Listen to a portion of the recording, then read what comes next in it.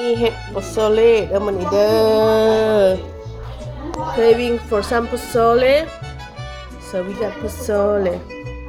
มื้อนี้เฮ็ดอานามโพโซเล่ฮ้อนๆมาให้แม่กินมื้อนี้หั่นเบิ่ง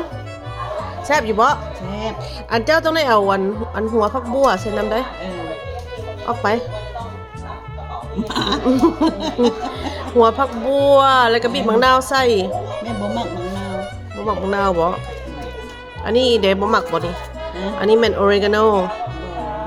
แล้วมากินดูนั้นกับตอร์ติญาเด้อมื้อนี้เป็นแม็กมื้อนี้หั่นเบิ่งซิเบิ่งอร่อยไหมอร่อยแล้ว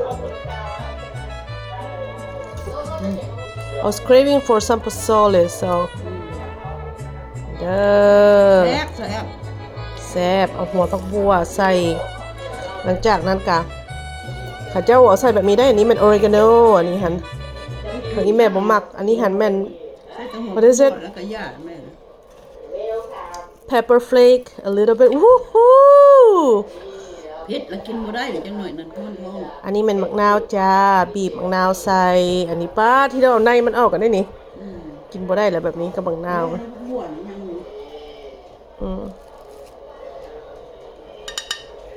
ตักออกนี่เด้เมนูโดเด้อนี่เด้อมาเด้อมาเด้อแซ่บหลายแซ่บหลายมองไหมควันกะฮ้อนๆเหมือนนี่หันอันนั้นอยากจ้อยวันนั้นอยากจ้อยมาจ้อยน้ำกันเด้อพี่น้องเด้อซีหมดในบัดนี้หัน